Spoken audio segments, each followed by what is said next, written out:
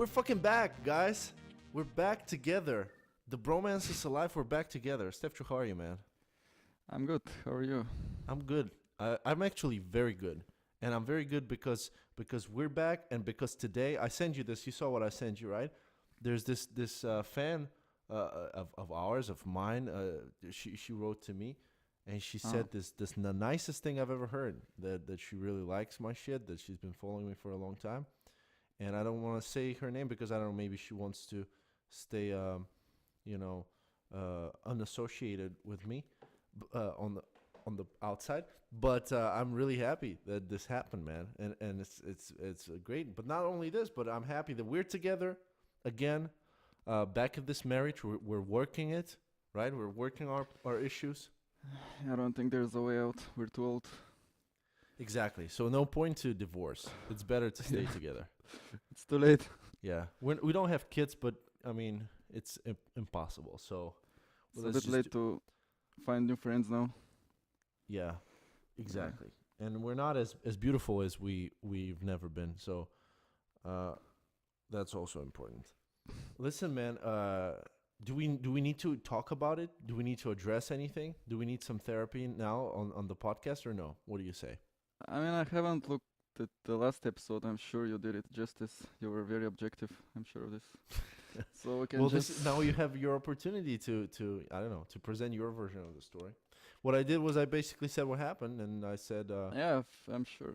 no. I mean, okay. So let me tell you what happened after I did this podcast because I told you basically what happened was I got also pretty angry with myself, because you were angry at me, and I was like, oh, if you're angry at me, maybe I should be angry at myself as well, and I was, because at the podcast I was at our attempt to make it work, I was, as you recall, very herbally infused, and I've been herbally infusing myself for a while, and when after this argument, I just realized, man, fuck this shit, and I just wanted to throw away all of my herbal infusion, but then I was like, because where we come from, throwing away any kind of food or drink or anything you take, it's sinful.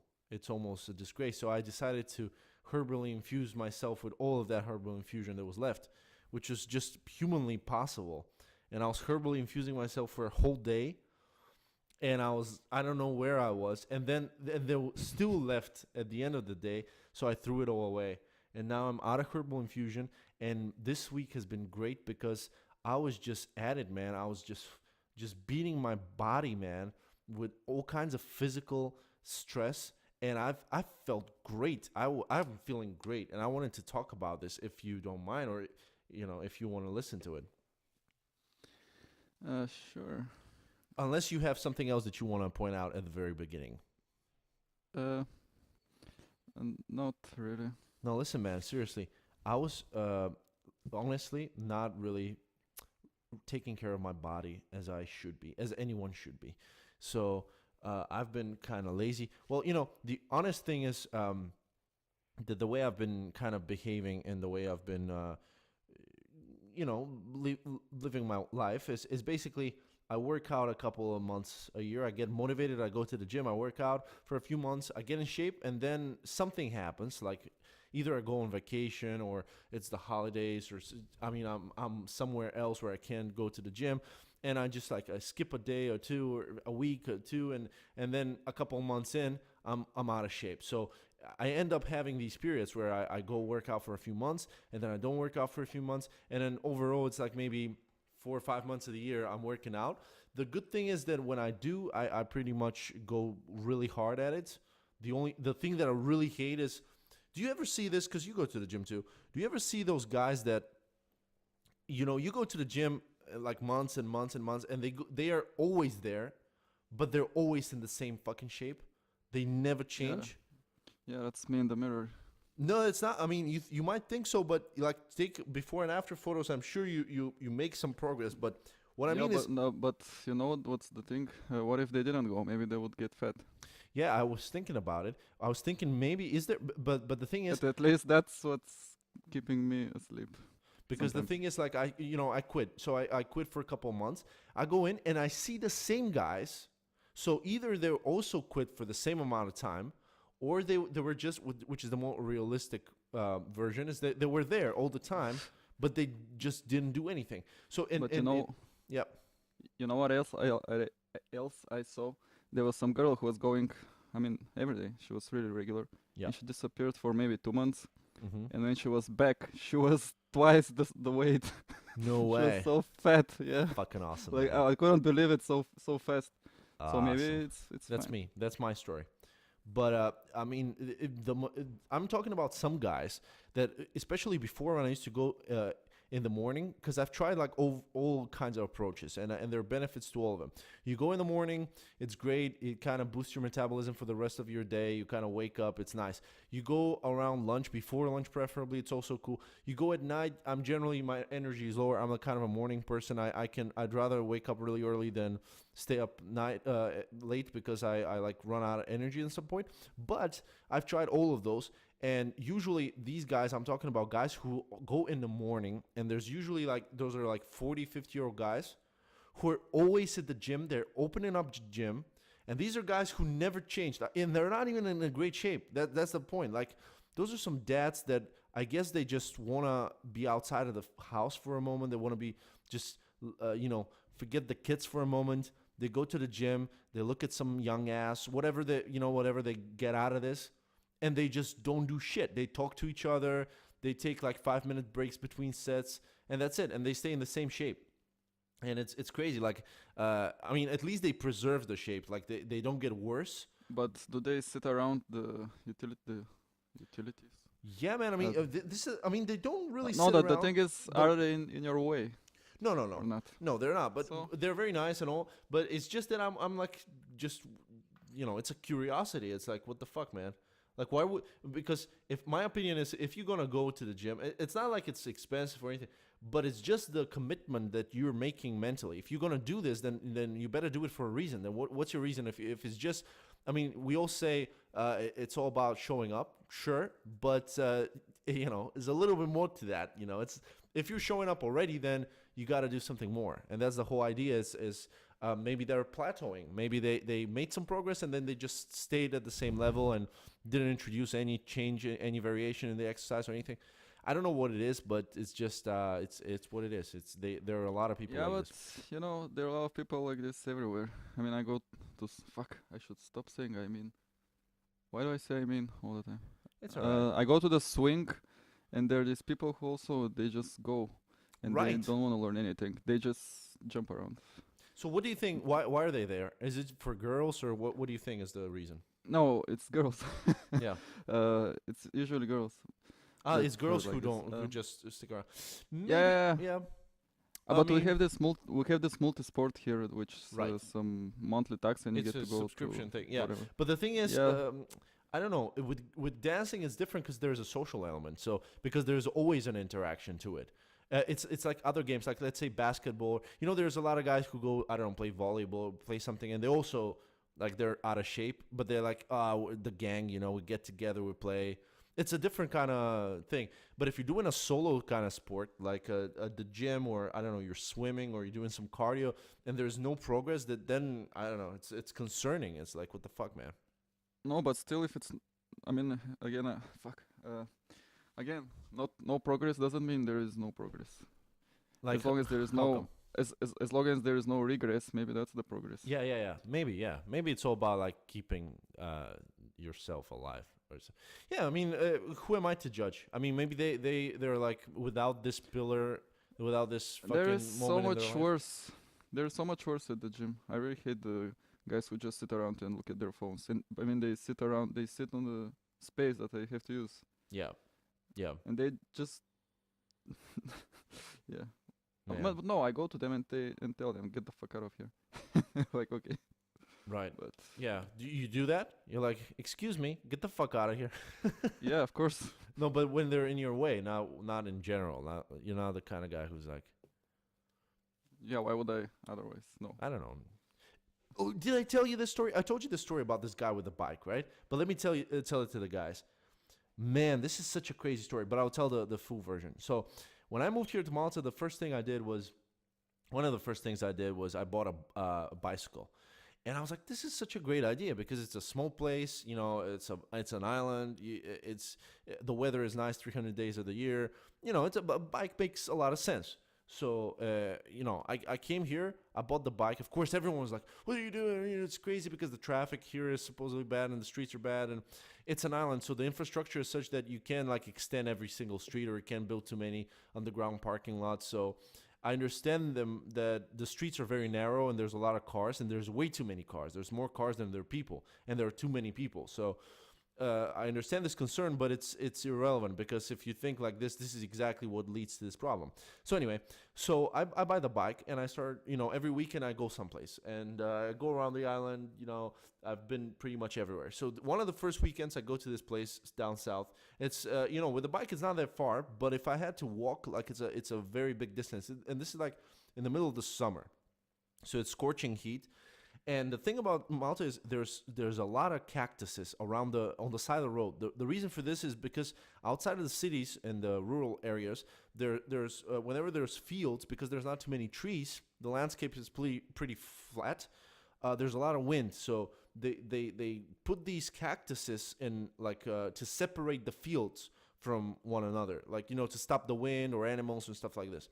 So there's a lot of cactuses on the side of the road, and I'm driving on the side of the road, right? I'm not like one of those assholes that are on a bike, but in the middle of the fucking road. I try to keep to the side as much as possible, and I punctured my tire. I blew a tire on a cactus torn, and I mean those are huge cactuses, like a very big torn, and it happened like twice. So it's a common thing. Anyway, I blew my tire. I sit on the side of the road, and I'm thinking, what am I supposed to do now? Because I can call a cab, but the cab will not take the bike. If I start walking, this is like in the middle of the biggest heat.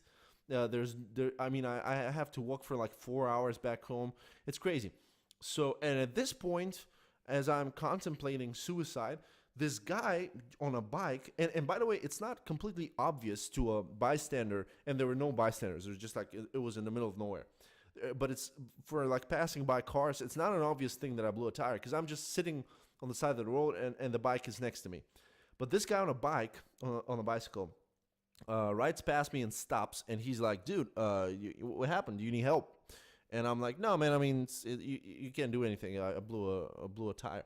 He's like, "No, no worries, man. Just give me a moment." And this guy goes home. He lives like 10 minutes away. He goes home, comes back with a bike, with a spare tube, with a pump, changes the tire, and I'm like, man, you're saving my life. And I'm looking through my wallet because I'm thinking, the first reaction I have is I'm thanking him profusely on that, but I'm thinking I want to give him some money or something.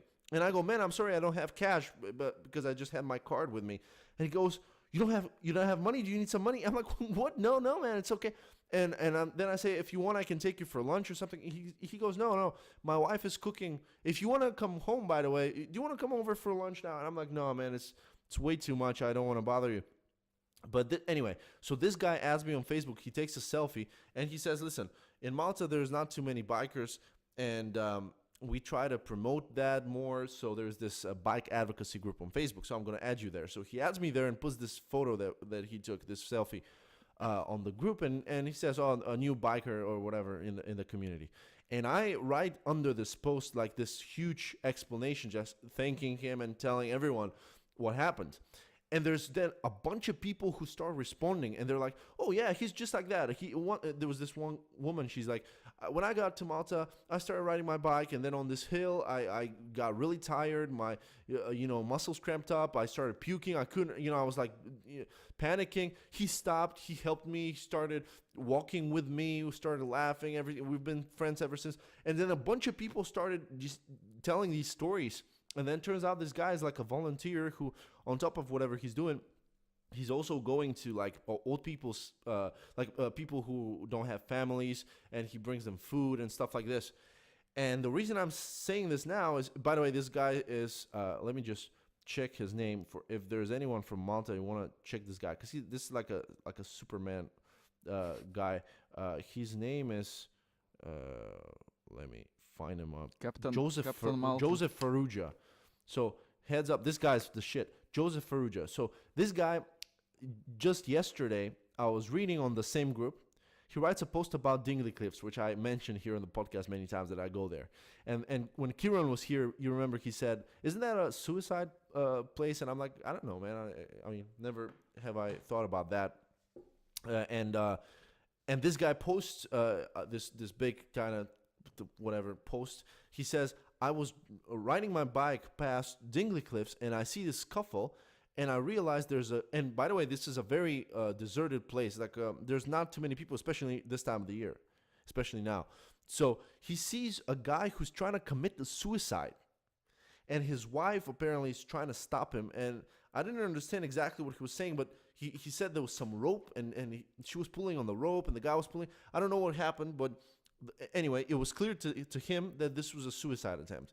And he goes in, and he's like, and by the way, if you're committing suicide, and this guy was like an older gentleman, and his older wife is pulling on the rope and yelling at him, you know that it just helps. You know that if your wife is pulling on the other side of the rope, I'm like, just give me a gun and let's end this. So this guy's like, so my approach was different. So I didn't want to fight the guy. So I started talking to him. And then he says a couple minutes later, we're hugging, we're laughing, and the guy's like saved. And like, this guy is such a fucking Joseph Ferruggio, guys. Look him up. This guy is the local Superman on a bike, Maltese Superman on a bike. Anyway, So what does he work? maybe What is I don't his know. job? I know about the volunteer thing. I don't know if he's doing something else. Man, when you come here, if you're still feeling blue, we'll go to this guy, and he's gonna cheer Yeah, you up. I'll go suicide and he'll save me probably. Yeah, yeah. Man, but by the way, anyway, so I, this topic is very interesting. About the like health. We oftentimes talk on this podcast about mental health and physical health, and I gotta tell you that the two are completely fucking connected. Completely connected. It's this disconnect. And now I'm reading Plato, and I was reading Phaedo. Was the last dialogue I was reading, which Socrates is trying to explain this complete separation between the soul and the body. And I go, I really respect Plato and everything, but this is bullshit. It's just, it's not possible to separate something that's a result of the other thing. Like, the soul is not separated from the body because it's a result of, like, the body's evolution, the mind's evolution to a level of consciousness and intelligence that would support that idea of soul. So to me, so why I'm saying this, let's not overcomplicate things. What I'm saying is, I was also feeling kind of a little down, and after you blocked me and everything, and I was and our diaspora last week, and immediately after I finished with my herbal infusion, I went to the gym, and for the first time in a long time, and I ran I lifted some weights for like 20 minutes, and then ran for 10 kilometers, and I couldn't feel my feet. And then the next day I went in again and ran another 10 kilometers. And then the next day I went in and ran another 10 kilometers. And then I did 2 days of hot yoga, which I've never done before. It's like 90 minutes of this shit, which was insane. Like, I literally, like, I almost died for 2 days. And then today I went for a swim, which I plan to keep doing and get myself acclimated to the water. And of course, every day I'm commuting with a bike. So this week I had so much activity, and I gotta tell you, I was tired. Everything hurts, but I'm feeling great. There is something about just punishing your body to a point where it's like, what was I worried about? Like, what was this depression about? You forget it because there's more important things. You start prioritizing, like, your brain is like, oh, all right, listen, this body is fucking dying right now. So let's forget about this depression for a second and focus on something else. And it's amazing. And then once you do it, the relief of it and everything it's absolutely great. I couldn't recommend it more. I think it's the first thing you ever have to do if you ever consider any sort of mental intervention. If you have any mental issues, the first thing you gotta do is physical health. The first thing is working out, is waking up on a schedule, is diet, stuff like this. Once you figure all of that, then you can start any other stuff, and at the very end, you go for medication and for stuff like that, which we know is just a terrible pitfall in general. If you get to that point where you have to medicate, it's terrible. and usually it doesn't help. So I mean, it has so many side effects that it's like, I mean, you know how these antidepressants work, right? I mean, a lot of them are making more damage because even if you think about it on a very generalized level, which we shouldn't do, but if we generalize these things, it's like steroids. You know what steroids? What the problem with steroids is? That they give you it's hormones that your body should naturally produce, like testosterone, right? So you're a young man, your body produces testosterone. Also, it produces it more in if you do certain activities. For example, if you do very heavy leg workouts and you involve, you know, the biggest muscle in your body, your legs, then you produce more testosterone naturally. But if you say, I don't know, I want to juice up, I want to be whatever, build up crazy, you start taking steroids, your body is sensing that and it's like, okay, wait a second. Now I get so much steroids, I don't need to produce so much testosterone, I don't need to produce it naturally, right? So then when you stop, you have this crazy downfall where your body is like, you know, shutting down and you're, you know, it can get hard and your balls go small and all this crazy stuff and emotional and the mental change because it's like your body is not used to this anymore. It's like, oh shit, I was just getting all this testosterone. Now I got to produce it again.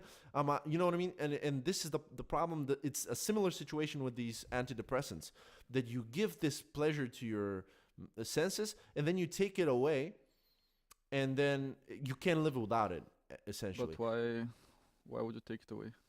well, yeah, I mean, you gotta medicate forever, you know, and then it's like there's side effects, so you gotta take something else for the side effects. I mean, I don't know. I'm not an expert, but it's a terrible thing. In general, I hope I'll never have to take any antidepressants because there's so Uh, many naturally. You know, there's so many things natural out there for you that you should do you know instead. what's the reason for all of this shit?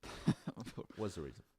It's the simulation, man. Anyway, about the consciousness that you mentioned. This- No, really. No, the mind and because I'm reading this Sam Harris book I told you about, yes, yes, waking up, and it talks a lot about this. I mean, it's I Is- just started the meditation chapters, but it's all about letting go of everything, you know, about the material world and your worries and yeah, everything. Like there is something more important, which is you, but not you as you know it, but the inside you, you know. right. And there is also another thing that's really bugging me. What's that? I don't know if I mentioned it. It's also talked a lot in this book about this. But there's this CGP Grey video.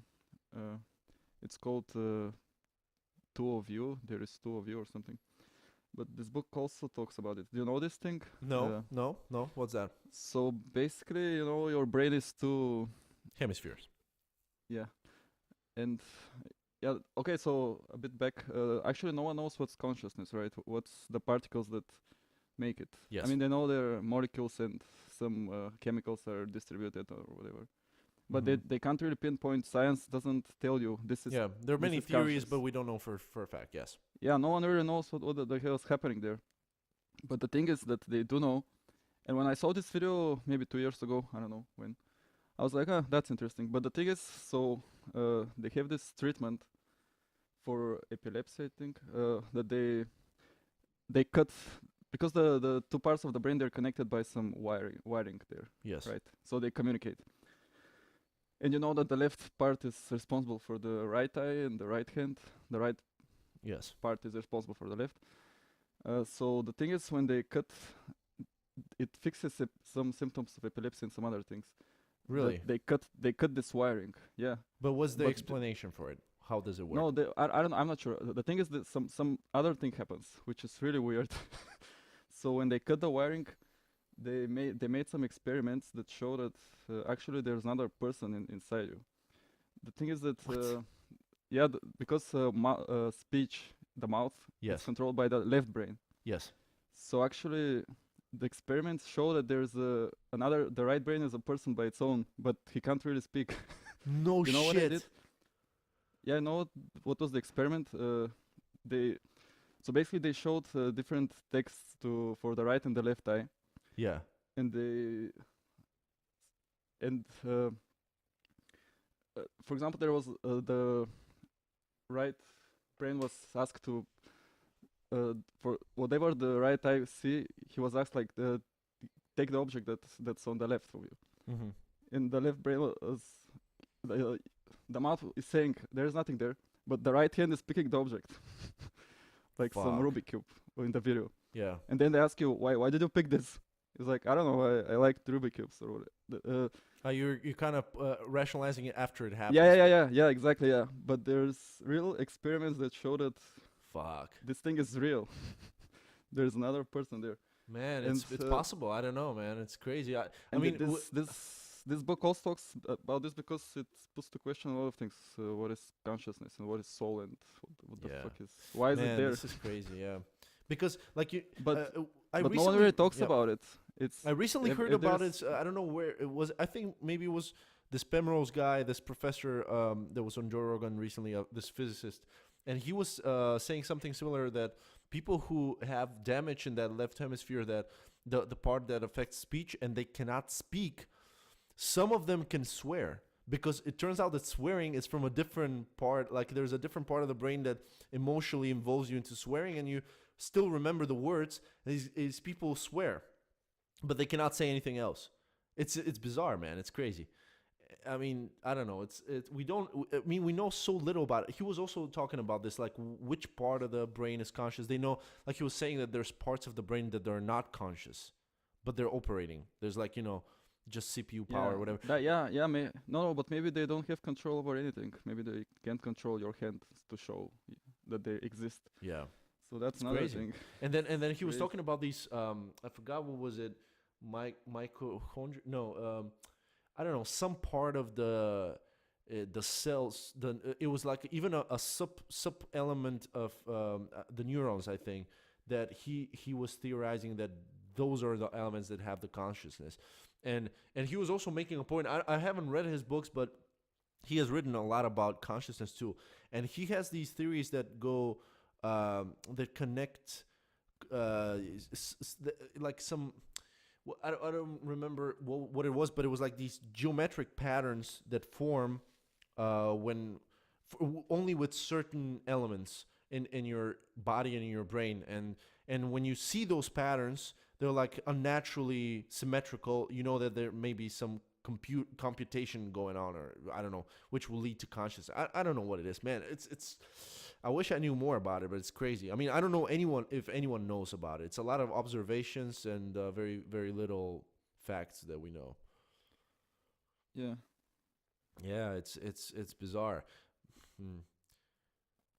But this meditation stuff is one way to You want to try that? maybe. Meditate a little Yeah, bit? yeah, totally. Man, yeah. I But told you I was trying to, and I just don't have the patience to go through it. But Yeah, I really want to exactly. do it. I want to do it. Yeah, man, to- apparently it takes a lot of time. It's you lot have of to time, develop yeah. this. a lot of time to It's a get to the skill. level where you're clear enough, your mind is clear enough, so it becomes like a positive thing. It's like, imagine it's like going to the gym, but you go in for 6 months and you still, every time you come back and you're puking and everything hurts, and it's like, why am I doing this? And only after the 6 months you're like, oh yeah, now there's benefit to it.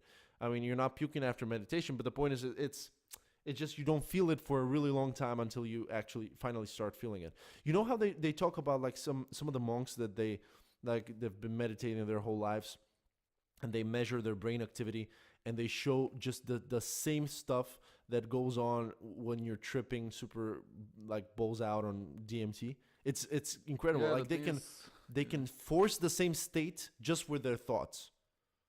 Yeah, Like they almost like close some Yeah. parts of their brains, and they overactivate other parts of their brains. because the main problem now with us, it's always about waiting for something to happen. You're never actually happy. Oh yeah, You're always Oh, waiting yeah, for yeah, yeah. something to make it's a you big happy. big thing. Exactly. This was So like one of my this biggest meditation discoveries is one way to this fix year that this. I'm very as happy far with. as I So how do you fix this? What? What's your opinion? I don't know. I'll try meditating. I don't know. Mm. Well, because my thing is, I wanna. I fix- think that I don't know if we're breaking up. I think there's some connection problems. Can you hear me well? Stefcho, can you hear me? Hello? Shit. Can you hear Fucking me? connection. It's dead. I think now it's Hello? nope, still dead. Some fucking internet, man. I hear you, but let me call you I again. can't hear you. Fucking God dangeth. All right, let's try to reconnect again.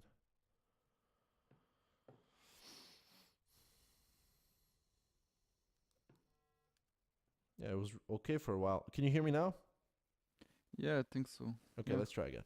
Yeah, so what were we talking about? Yeah, waiting for something to happen, right? So what's your take on that? I'll keep waiting until I die. I don't know. No, I wanna. I don't know.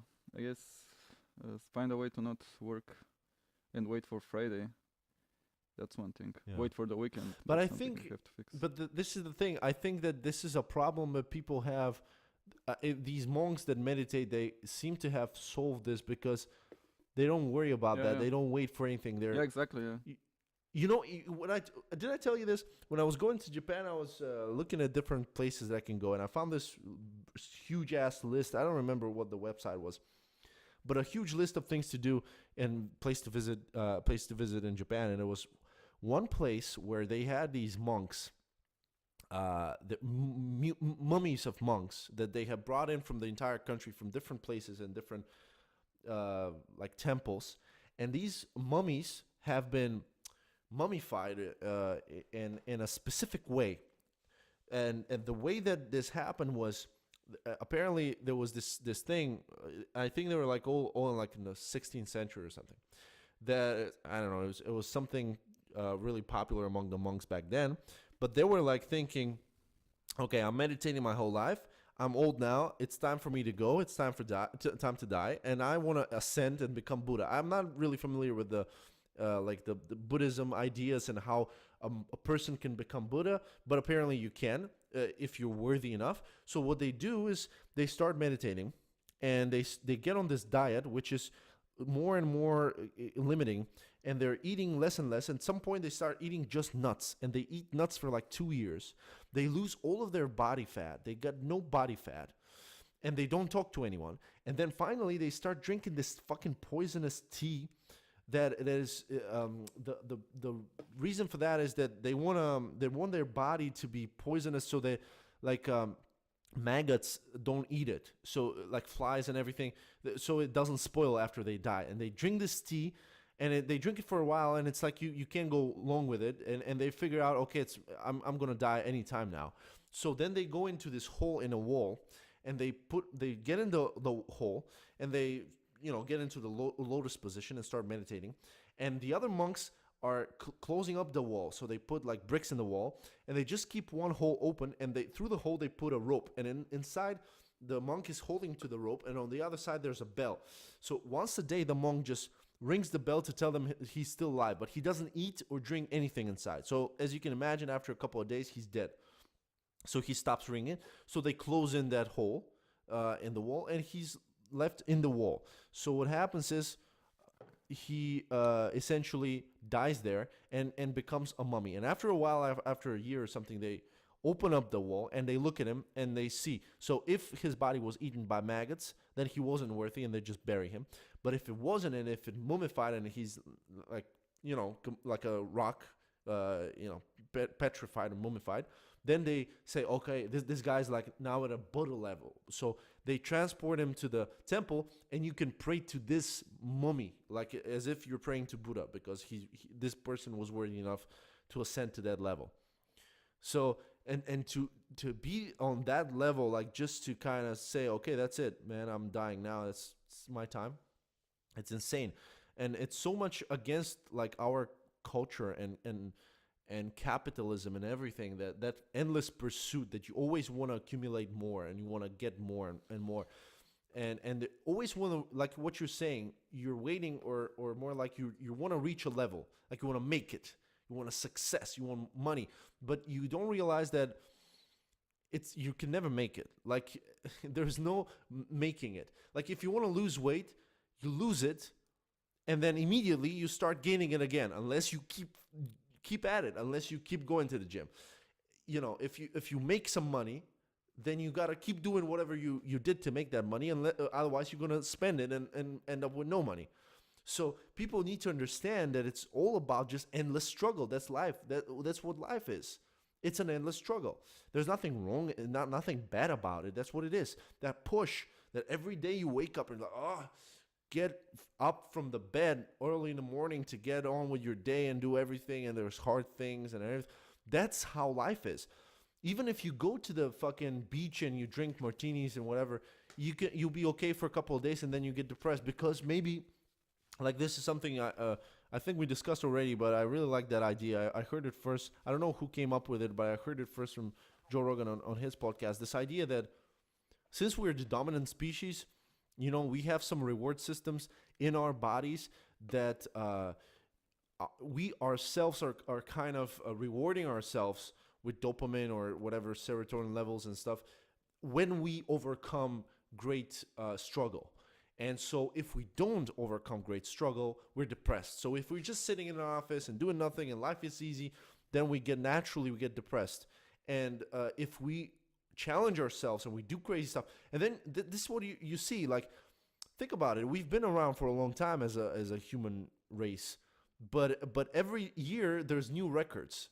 There's faster people, there's stronger people, there's these ultra marathon runners. They keep breaking the records. How is this even possible? We're living in this more and more polluted world and toxic environment, and more diseases are coming in, but we keep breaking these records. Well, because someone is sitting in an office and thinking, wait a second, what the fuck am I doing? And he goes out and runs for 100 miles and does something crazy. And you think it's crazy, but it makes sense because this is what he's missing. And he's overcompensating by making this extreme level of commitment because on the other hand, he's not doing anything, physically challenging. I don't know. Yeah, but these are exceptions. I don't know. I can't be the world champion in running now. No, what the fuck of am I course not. supposed to do? No, but what I'm saying is you can be aware of that what's happening right inside of you, and you can when you feel like this, you can just set up a new goal or set up some sort of a new venture into the unknown, and you'll be like, okay, I want to learn a new skill or break a new personal record. It doesn't have to be a world record, but you got to be like, okay, I ran 5 kilometers. I want to try to do 6 next month. I want to do this and that, and these small things are immensely rewarding. And the reward is that you feel great, that you're happy in a perfectly healthy way. Not happy with someone else's defeat, but happy with your own success. It's like the most positive way of being happy. Yeah. Anyway. But you think the monks that meditate care about who is the fastest and the strongest and the whatever? I don't know what they're thinking. Well, I think ideally what they're thinking is nothing. Ideally, they just try to clear their minds, remove all goals. Like their idea is another kind of extremity, which is Fuck, man. My let's have connection, nothing. I will destroy it somewhere out of. Yeah, man, out of the I window. can barely hear you. I'll just. Yeah, let me restart the router. Fuck, why is this? All right. shit? Want to do a hate of the week, Stefcho? This has been a really nice week. So how about some hate to balance it off? Yeah, sure. All right. Do you want me to start? Because I have a couple of things, but I'm Yeah, just sure. pick one. I'm gonna pick one. You know what I hate? I fucking hate. Let me tell you what I hate. I fucking hate these people who walk in offices, who take off their shoes and walk around barefooted. Is it barefooted or bare feet? Bare feet? I don't know what. If they have socks. Yeah, they have socks, but it's even worse. Like, in the office, there's a lot of places. There's toilets where people shit. Sometimes shit falls in the water, splashes water, water splashes on the floor. It soaks into the socks. You go to the kitchen, there's some grease. There's some fucking greasy food on the floor. Walking through the grease, through the shit water, and it's all absorbed in your fucking socks. And you come in somewhere and you sit, and then also the same people, they always like to sit like on one of their legs. Have you ever seen this? They cross one of their legs like they're doing yoga. They put it under their fucking leg, and you can see all the splotches of fucking grease and shit water on their feet, and who knows what else, and sperms and fucking shit. Like, what the fuck is wrong with these people, man? Why are they doing this? Does this am I normal, or is this am I not supposed to be pissed off about this? What about slippers or flippers? Yeah, I mean, put on some slippers, goddammit. It's better than this shit. Fuck. Yeah, I do it. I do that on work. I put. Yeah, but I mean, you work in a like in a house. You work in a. It's like you're working in your living room. You work with these guys who just like. Well, what's the difference? Well, the difference is in the office you have a bunch of people. There's new people coming so- in. They're fired. They're clients. They're people coming in and out. They're shitting. They're jizzing all over the floor. They're fucking, you're slipping on that shit, on that jizz. You wanna? Yeah. I don't want to fucking walk on jizz. Someone else, and then you're sitting on the other. And let's say, imagine the worst case scenario. What's the worst case scenario? AIDS? You say no. World War III? No. It's sitting across from that person with their fucking terrible AIDS infested socks, and he or she just like stretches out and touches your feet with their fucking socks, and now my shoes are all covered in AIDS. What do you think I feel about that? I feel terrible. I want to kill But someone. you should try wearing slippers. It's great. Yeah, exactly. It's fucked up. Yeah. Anyway, do you have any hate of the week, man? I guess I can hate on people too. Yeah, it's always. You know what I hate? I hate these people that just can't stop eating all the time. Right. They always gotta have something to eat around them. Fucking No people. matter lunch, breakfast. What are they, dinner. hungry? What is this? Africa? I don't know. Fuck that. I'm not sure how can you have stuff so much. You food talking inside. about? But, Are you talking about the third world, or are we talking about the civilized society in the 21st century? I'm talking about chips, nuts, whatever there is around. Exactly. There's no famine. There's no starvation, so you shouldn't eat ever. Ideally, you should just fucking also, stay home and eat. Also, there are these people. I mean, that's typical for Bulgaria. When you get on a train, yeah, there's this guy who will just sit there and wait, and right when the train starts, he will get this cucumber out of his bag and this sausage and start chewing on it.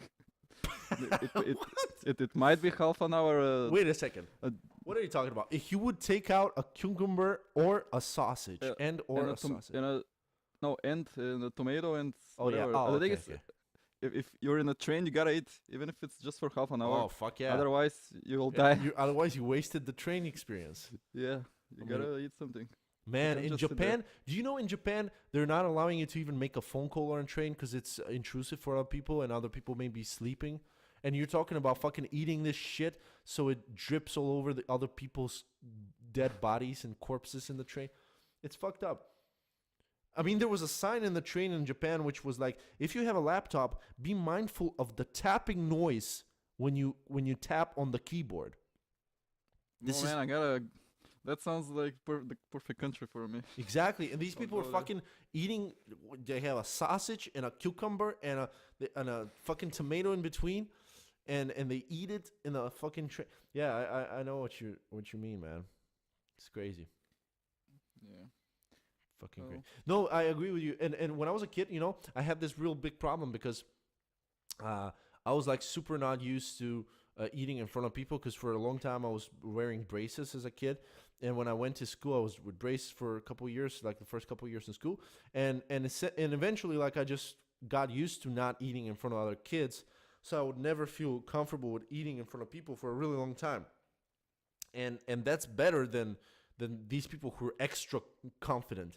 They can take out their digs and their clits and fucking eat cucumbers in front of you naked. Do you ever get this people when they're too comfortable? Like immediately they just like spread around and you just met someone and they're pissing in the... Man, I went on a date once with a girl. I don't know if I told you this. It was a long time ago. Was coming home and she was pretty... Well, she had a couple of drinks. On the way home, she said, Bogi, hold on for a second. I can't make it to your place. This was the first date, but we're going to my place. Anyway, I can't make it to your place. I got to take a quick break. and she crouched on the fucking street and took a piss on the fucking What? street in front of me. What? What? Yeah, she took a piss. Like she crouched on the street and started pissing because she had too many beers. Then I was like, God damn it, man. I gotta invest in other types of alcohols. When I get them drunk, I gotta. Was that in Malta? Yeah. Hell yeah, I'm coming. I'm gonna show you where the peeing spot is, man. It's still wet. It's still wet. It was just anyway. But that's. I mean, I hate this when people are way too confident and comfortable like immediately, because it's about respect, man. It's not about like issues. It's about self-respect and respecting the other person. And being like that is fucking annoying.